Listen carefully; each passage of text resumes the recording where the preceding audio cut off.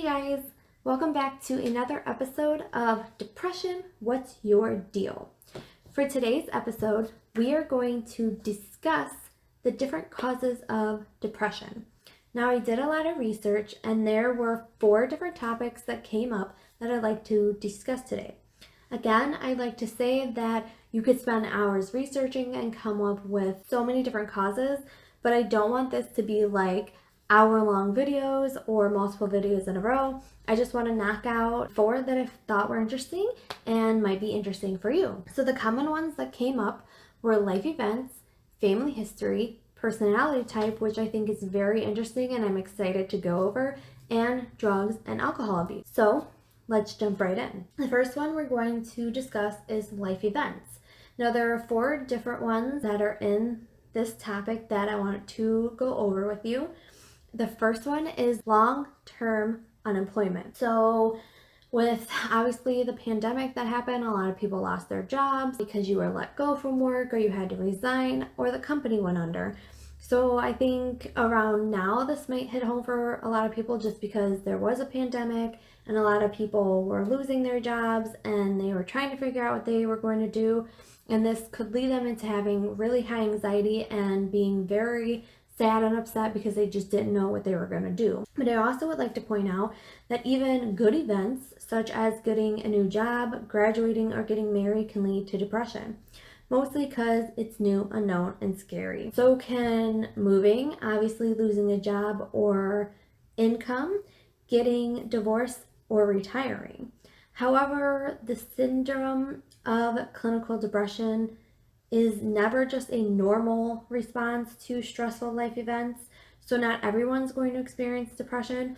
I also think if you're somebody who is already dealing with depression, this can be even harder when these life events happen. But a lot of people that go through these big life events are never going to struggle with depression. You might struggle with the grief of losing your job or the grief of not knowing where life is going, but eventually you figure it out and you learn how to cope and everything is fine. The next thing we're going to talk about is living in an uncaring relationship.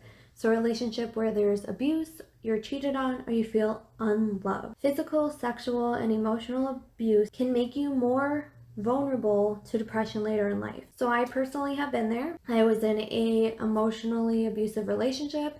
And when I finally got out of it and I stepped into my new relationship with the man that I call my fiance today, it was very hard because when everything was going so well and good, it was almost like I relapsed into thinking, oh, well, it's too good. There's something that has to be wrong. He must be cheating on me, or there must be something that I'm doing wrong. And you almost start to spiral because you have already experienced these things and you almost think that new person is going to hurt you the way you were hurt in the past. For me, it took a long time to realize that it wasn't going to happen and that I needed to let it go and I needed to learn to love myself before I could love him. And I think that a lot of people that go through these things are going to have these relapses. But again, when you start to learn, I think, to love yourself first, then you can start to love the other person and realize that that relationship is actually good and it's not going to be a bad one. The third thing we're going to talk about is long-term isolation. So staying home instead of going out, canceling plans to stay home, or obviously, again, we're in a pandemic, so a lot of people couldn't go anywhere and you couldn't do anything because things were locked down. Another thing I want to bring up in this topic is that people who are elderly are at high risk of depression. But again, I will say it because I know I've said it in another episode, it is not a part of getting older. It can be made worse by other factors such as living alone or having a lack of social support. So for someone who has never lived alone and has had a partner for their whole life, when they lose that partner, it can lead them into depression because now they don't know how to live alone and they never have lived alone and they don't have that support of loved ones to keep them company. So the last one we're going to talk about is loneliness and prolonged work stress. So losing somebody, having a serious accident, overloaded with work, or you feel underappreciated. So obviously sadness or grief after a death or loss of of a loved one, though natural, can increase the risk of depression, just mostly because depending on who it is that died and how close you are to them, you can have very big risks of sadness that can lead to depression, just because,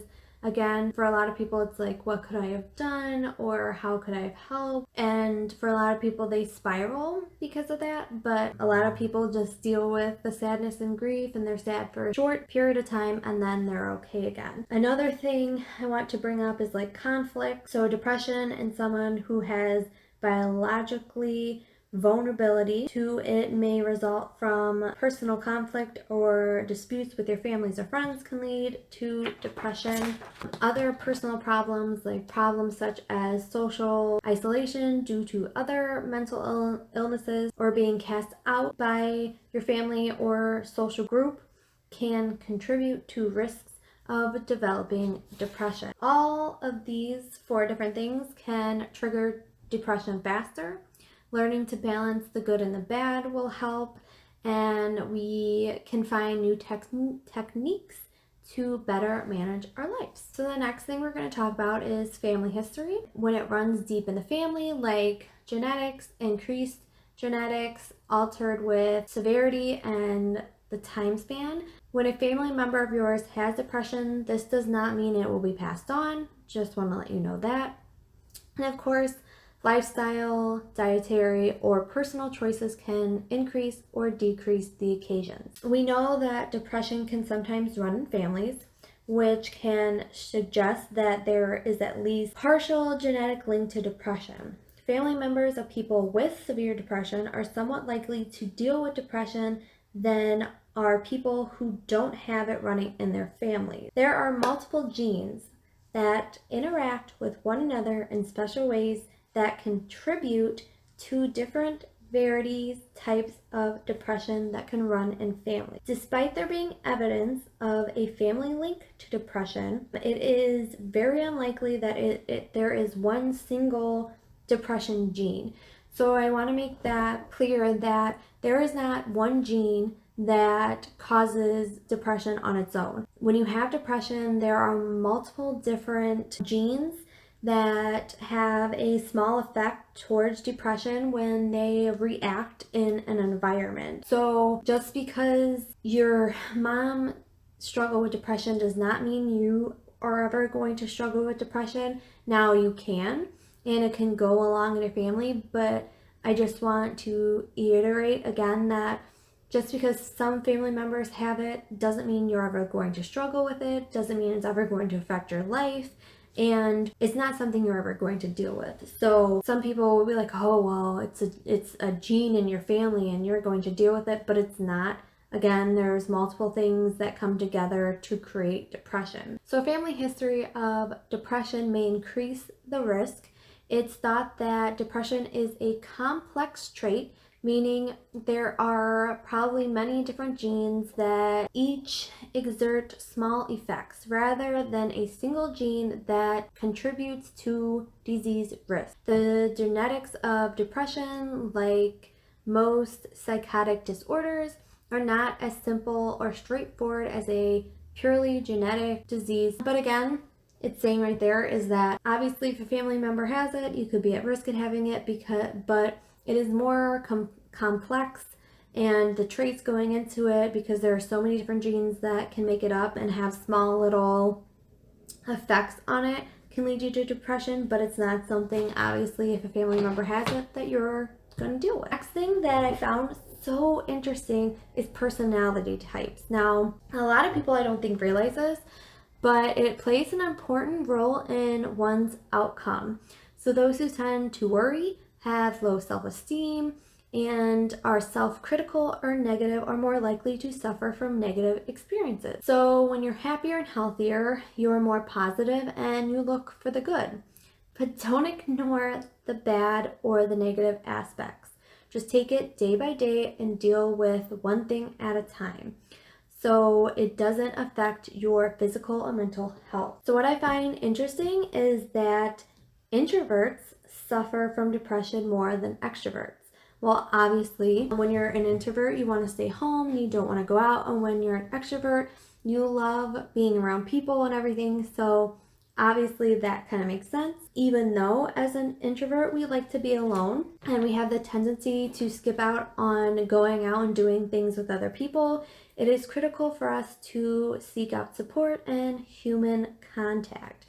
This is where actually seeing a therapist can help you, or having that person you feel comfortable with, because then you have that person you can talk to about your feelings and you won't feel so much alone. Besides being an introvert, the personality trait of being a perfectionist can cause you to suffer from depression and anxiety because you are highly self-critical and hate making any types of mistake. You take criticism to heart, which can lead you to beating yourself up for not feeling good enough despite doing your best.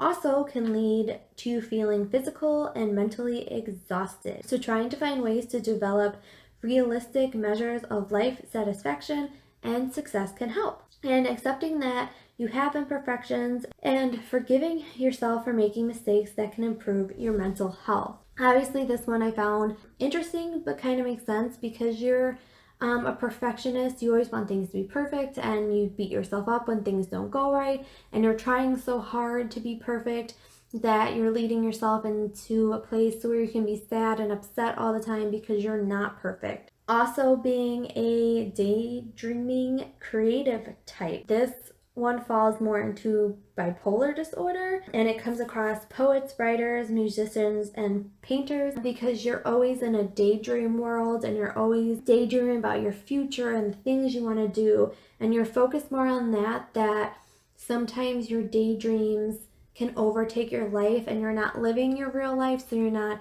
socializing with people and you're not interacting with the ones you love, or you're not even trying to have relationships because you're just so focused on that creative outlet and you want to pour all your time in that you forget to live your life. So finding a healthy balance between developing your gifts and maintaining a emotional stability can help you out very well.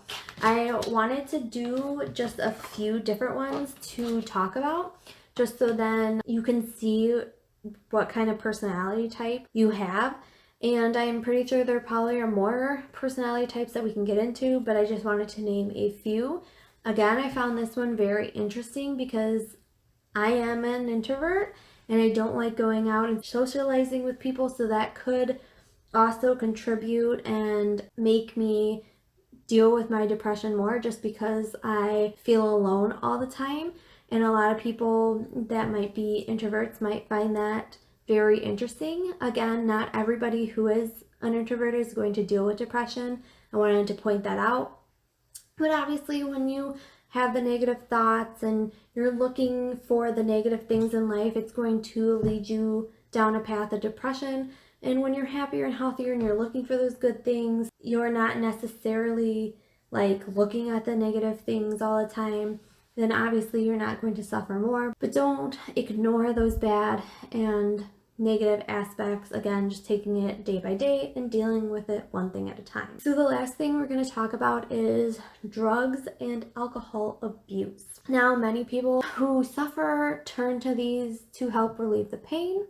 They can increase your risk of affecting your brain even more. Nearly 30% of people with substance misuse problems deal with depression because we temporarily want to make ourselves feel better, but ultimately will advocate depression. I have dealt with this area when I was in that emotional abusive relationship. I fell to drinking all the time and smoking marijuana. There are a lot of people that fall into harder drugs because you do want to just make yourself feel better, and when you drink, it takes away the thoughts of what's going on and you're just in a state of just almost being happy, and you don't have to think about those things that are going on in your life. And again, when you have drug abuse too, when you're doing drugs, you feel good, and again, it takes those thoughts away and you're not thinking about it and you're just enjoying that moment. When I used to smoke, it just was relaxing and I just didn't think about the problems that I was going through and the things that I was going through.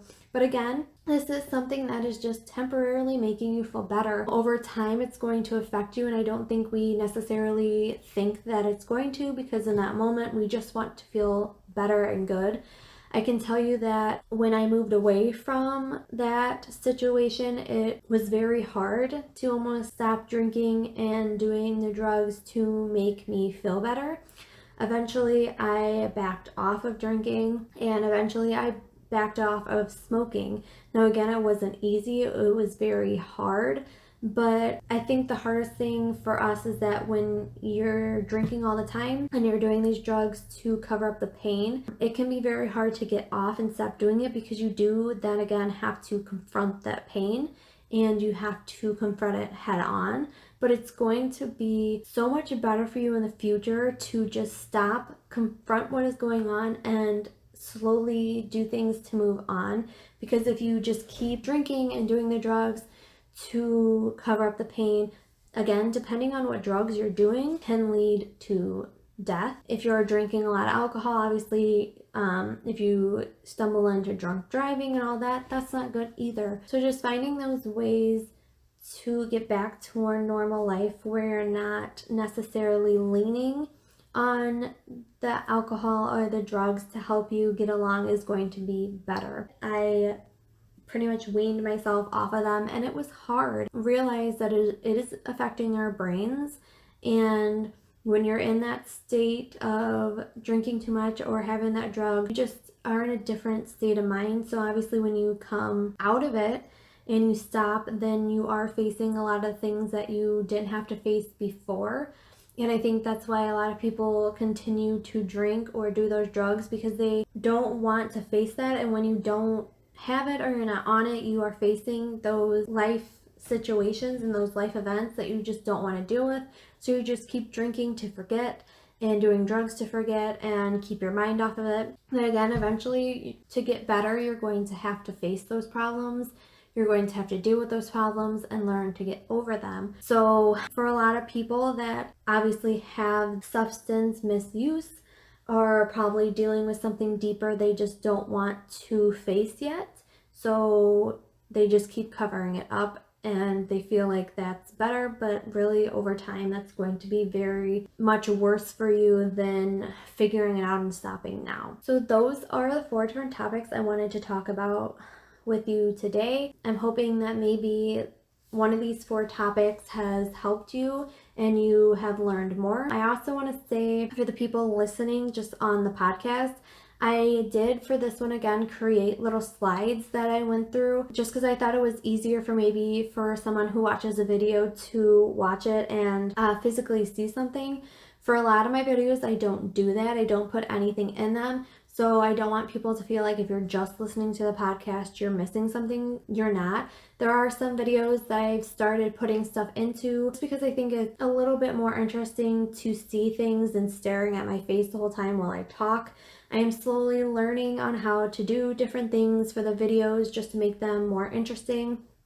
But again, I just want to say, if you're listening to it on the podcast, you're not missing anything. What I talk about is exactly the same in the video over on the podcast as well. It's just when I do the videos for YouTube, I'm obviously adding more and trying to add more and learn more into making it more of something that you want to watch, and you're again just not staring at my face the whole time. So I just wanted to let you guys know that, just in case you are somebody who is just listening to the podcast episodes and have never seen the YouTube videos, or if you have interest in seeing the YouTube videos, again, there are some that I have started putting pictures and videos and slideshows in just to make it more interesting. And there's a lot of videos, it's just you're staring at me talking. So just wanted to let you guys know and point that out. So obviously I'm going to leave you with what I leave you with every time, is that you are never alone and that I love you.